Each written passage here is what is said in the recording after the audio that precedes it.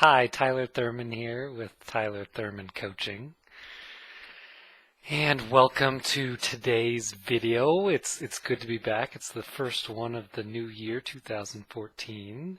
I just want to point you in the direction of my website so that you can access many more free videos just like this one, as well as written articles and other fun resources at www.coachtylerthurman.blogspot.com, and have fun playing there. It's kind of my online playground.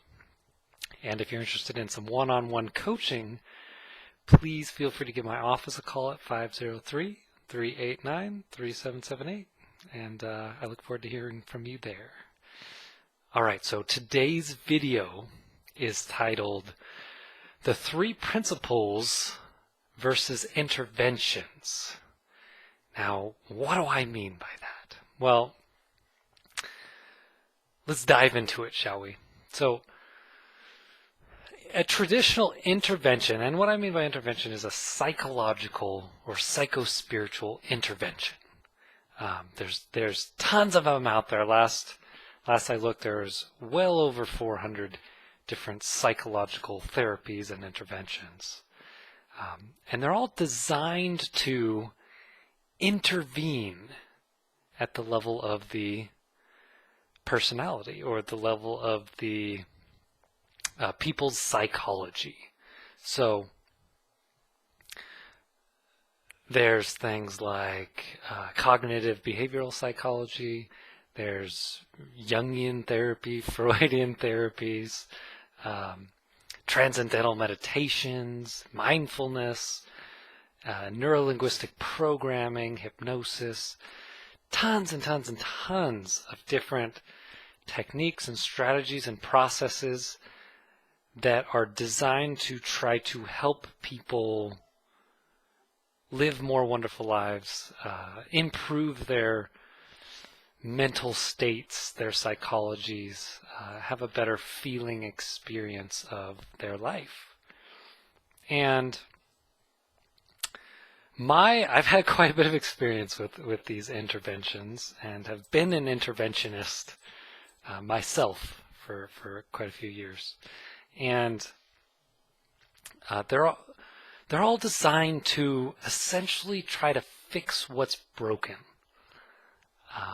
about us, about the human being, about the human person. And one of the things that I noticed and have noticed about these interventions is they all kind of sort of sometimes work, or at least seem to work.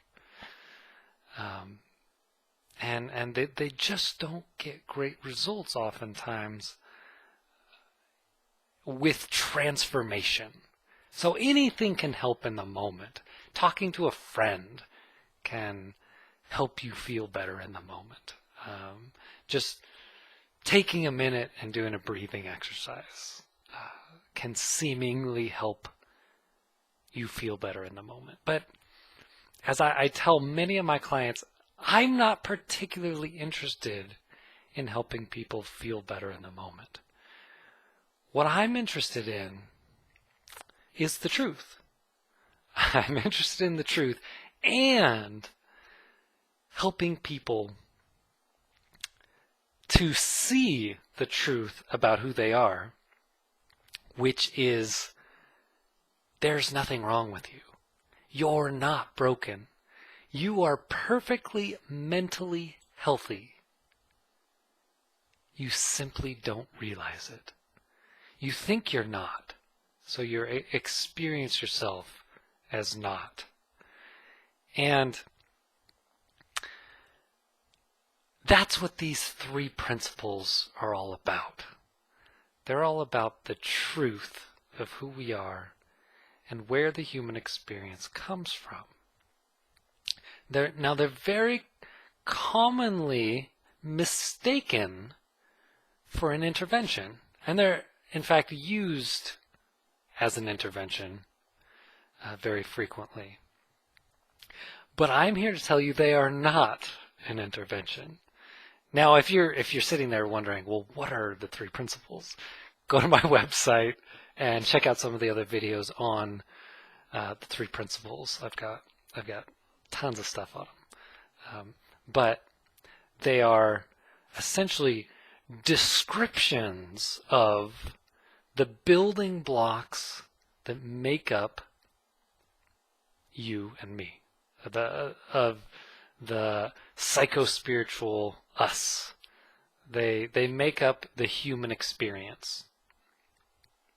And those principles are mind, consciousness, and thought.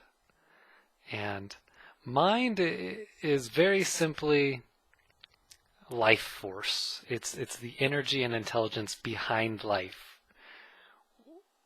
It's pretty safe for me to say that all human beings who are alive are alive.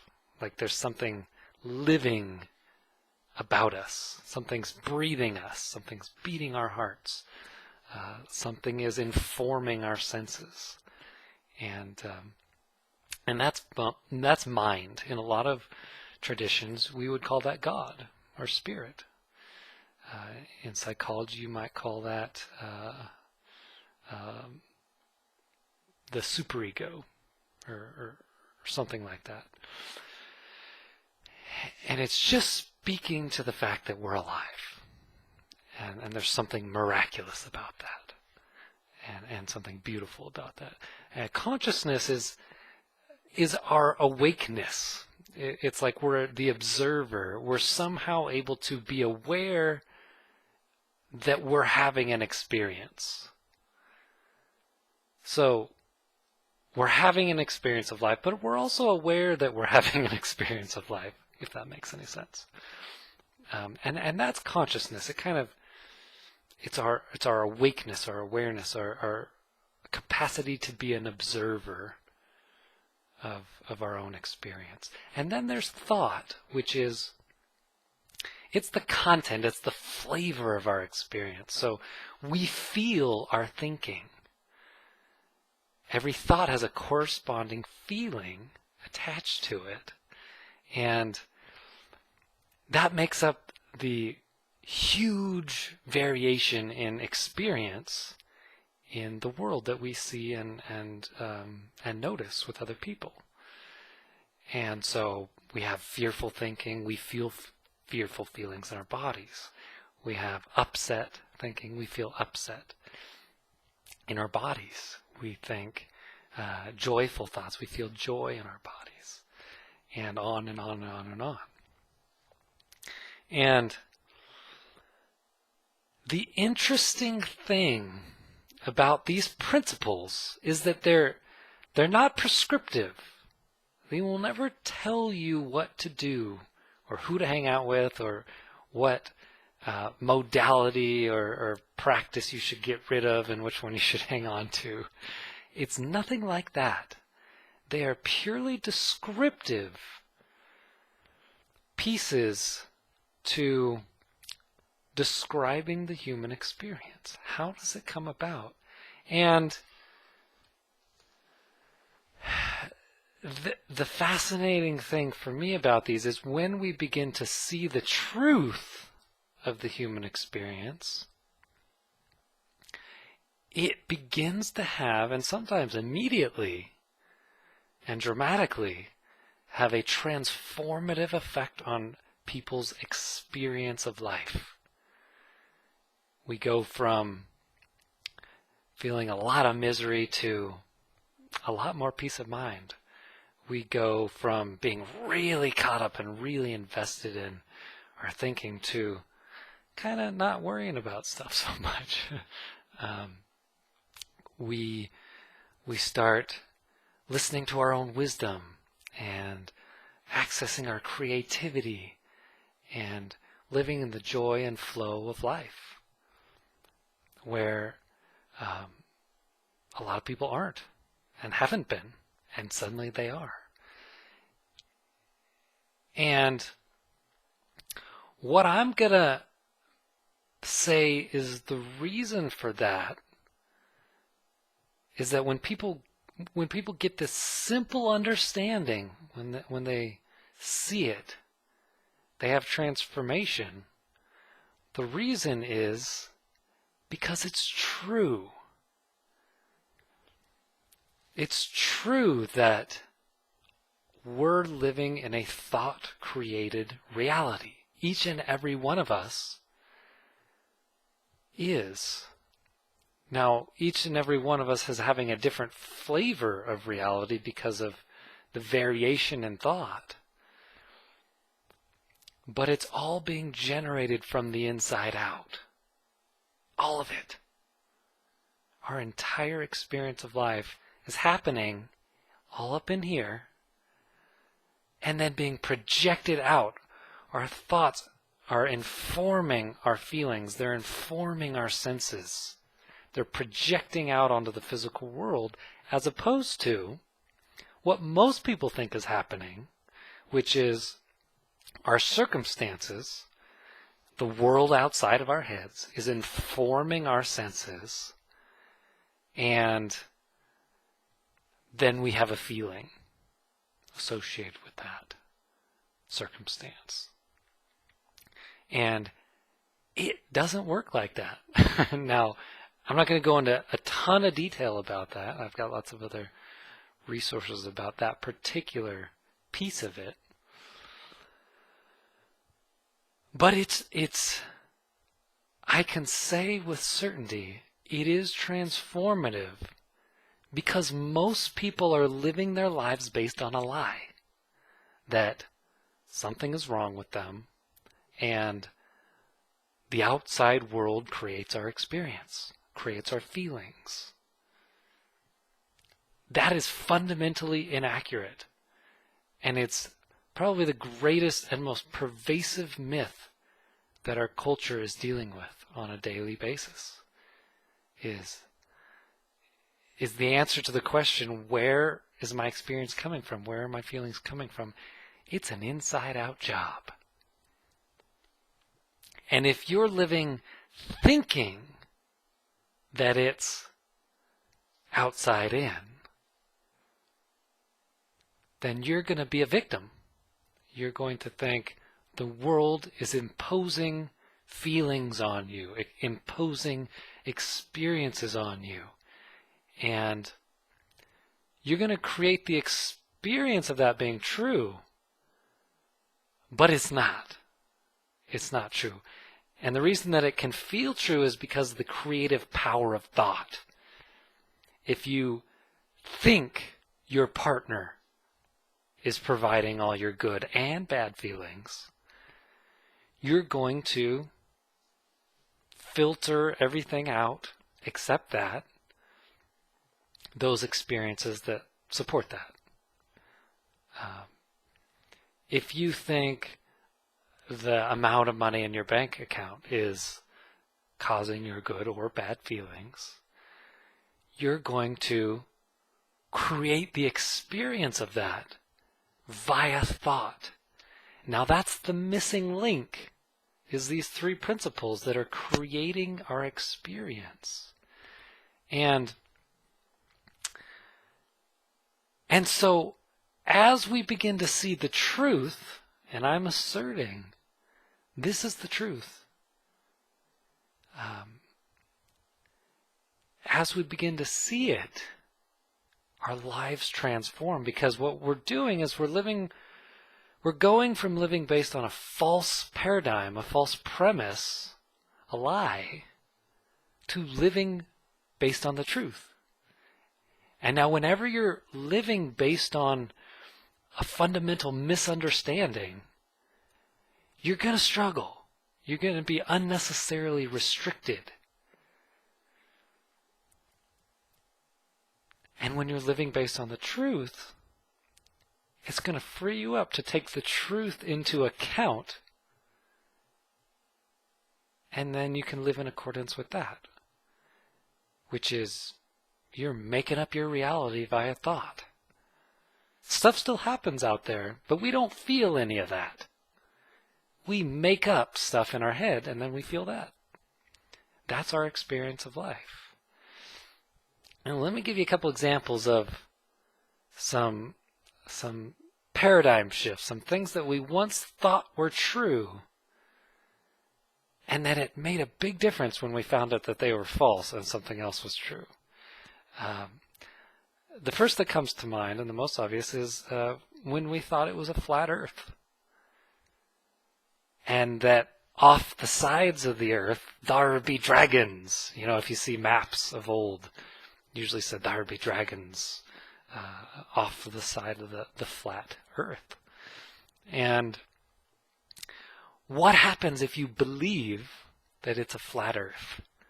Well, you're going to be very careful on your travels, right? You're going to always go one way and then back the other way. And then back again, because you don't know that it goes all the way around. You're going to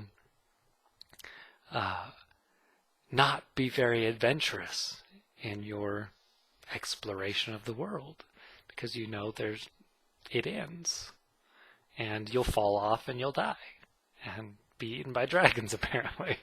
And so when we found out it was round, that opened up a whole new world of possibility for the planet. And it explained a whole lot of other things too, about the sun and the solar system and calendars and time passing, all those kinds of things. Once we got it right, once we discovered the truth, it was much, much more valuable to take that into account than the other thing. Now, another one, this one's made up, admittedly, but imagine, so most of us know about gravity. Gravity is like a principle. And it's this invisible force, and we see the evidence of it. We see that we don't just fly off into space. We see that there's a force being exerted on the Earth keeping us down, and that's the reason we stay on the Earth, and that's the reason if we stumble, we fall, and all sorts of different things. Now, imagine you thought, and you believed 100% that they were just these huge giants that populated the Earth, but they were invisible, and you couldn't feel them, except their job was to hold every human being and everything down onto the Earth so it didn't go flying. Well, if you believe that, you might come up with all these strange rituals and behaviors and coping mechanisms to make sure that you were continued to be surrounded by the giants so that you didn't fly off into space. You might, come up with, the giants really seem to be there when I tie my shoes this way, or when I drink my beer this way, or whatever it is, and then all of a sudden you discover there's no dragons, or excuse me, there's no giants to hold you down. It's just a force exerted on the planet. And it's going to free you up to know the truth.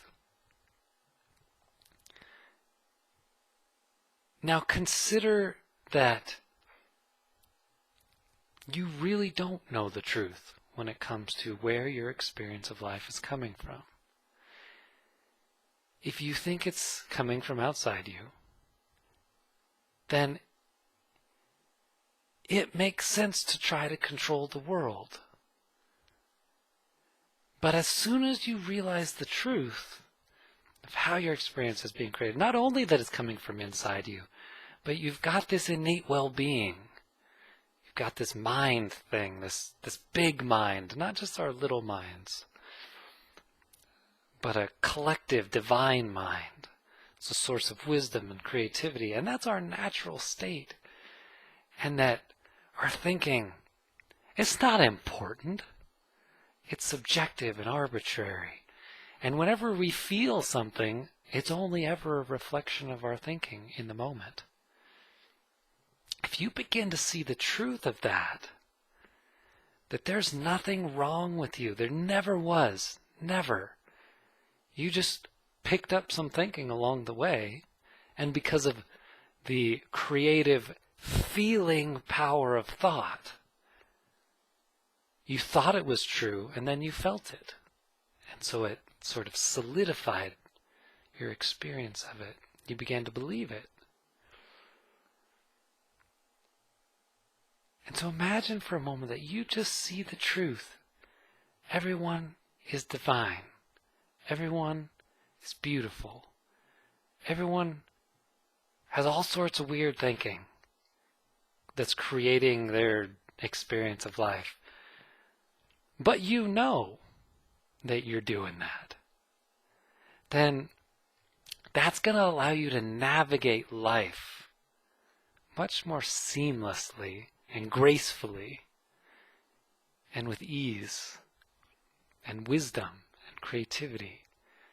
You're going to, as one of my mentors says, George Pransky, he says, you're going to be grateful for your high moods and graceful with your low moods. You're not going to blame people. You're not going to blame the world for what's going on for you. You're going to understand. And because you understand the truth, you get to take that into account. And when you're taking the truth into account, there's something transformative about that. It's a beautiful thing. You go from thinking you need all of these things to make you happy, and all these circumstances, and maybe even the right set of thinking, to realizing you're home already. Your true nature is happiness. Your true nature is peace of mind. Your God-given gifts are wisdom and creativity. And you have access to them in every single moment. You've just innocently learned to disallow them.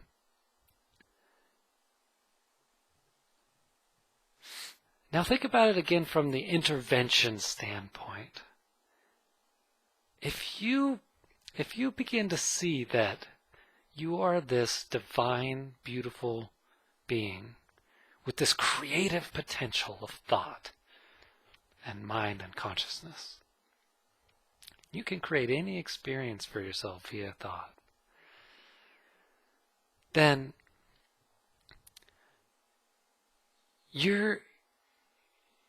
if you understand that, if you see that, where's the need for intervention? If thought comes and goes and is arbitrary and subjective and illusory, do you need to do anything about it? To make yourself feel better? Or is your relationship to your thinking and to your feeling going to be, I'm feeling my thinking. That's the human condition. I'm feeling some particularly lousy thinking right now. It'll pass. It's just a weather system flowing through. If you, let me talk about it this way. If you're having a dream, and it's a particularly unpleasant dream. People are dying, and all sorts of stuff is happening that you would prefer not to happen. And then you suddenly wake up from the dream. Or you wake up to the fact that you are dreaming. Do you need to go back into the dream and address the dream? And try to correct the dream? Or are by mid-morning you going to forget that you ever had it? If you let go of it. If you stop holding on to that particular dream, another one is going to come along in a moment. And can you see that if you're already perfect and you just kind of think your way out of it, but you know you're thinking your way out of it, and that the second you stop doing that, you're going to return to yourself, and in fact you were never really gone. Do you need to do anything? Does anything need to be done to your psychology if it's already working perfectly? See, we get really caught up in our own creations, and then we forget that we created them, or we don't know, or we never knew that we created them in the first place. Now, one of my favorite stories is of an individual in a mental institution, and they draw a picture of a scary monster on a page, and then run out of the room screaming. You see, that's what we do every day, every moment, is our experience of life is being created via thought, consciousness, and mind in our minds. And then we feel it. So you might be having a particular thought storm of, depression or sadness or fear or anxiety or stress. And then we feel it. And then we get really caught up in the feeling, in the form that we've created. And we forgot that we created it. We forgot that if we let that one go, a new one will be along in a moment. And so, when it comes to interventions, I'm not strictly against them, but I am suggesting they're unnecessary when you see the truth of who you are. Until then, keep doing them, because you're going to do what you're going to do. But if you keep exploring this with me and with other principals, teachers, and as you keep looking to your own wisdom and insight, you're going to see some things about the human experience. You're going to begin to see the truth. That is a thought-created world you're living in. And we're all living in. And we don't see it. And as you begin to see it, all of those thought-created problems that you thought you had, well, those are just thought. And because the nature of thought is that it passes, and it's illusory, it's arbitrary, it's subjective, it's random. There's nothing particularly to do about it. It's just you're going to have a feeling associated with that thinking, but it's going to give way to your own divine beauty and perfection. That's what's behind it all. And as you begin to see the truth of that, then all of these rituals and coping mechanisms and strategies for feeling better, they're all just going to fall away. It's not that you're never going to feel things like depression and fear and anxiety and sadness, because you're always going to feel your thinking. The difference that makes the difference is your relationship is going to shift so that you're still going to feel those things, but you won't particularly care that you're feeling these things. There's a spiritual guru, Anthony DeMello. I recently heard a talk of his, and he was saying, before enlightenment, there's depression. After enlightenment, there's depression. But I don't particularly care about the depression. It's not a big deal, in other words. It's just thought. I'm just thinking. I'm just feeling my thinking. That's it. What if it was that simple? ask yourself, what if it was that simple? And I'm going to tell you that it is. So that's going to be the conclusion of this video. But please, please, please keep exploring, keep investigating this for yourself. These principles, as you begin to see the truth of them, they will change your life forever. And this is what I love to do. I love to share the principles. I love to coach with the principles, teach with the principles. Please reach out to me. At least check out my website, www.coachtylerthurman.blogspot.com. And keep learning. Keep deepening your understanding. Keep exploring, because you're going to see something transformative, and your life will never be the same again. Also, again, you can reach out to my office, 503-389-3778, if you're interested in one-on-one coaching or couples or group coaching as well. So I look forward to hearing from you one way or another, and with all the love in the world, until next time. See ya.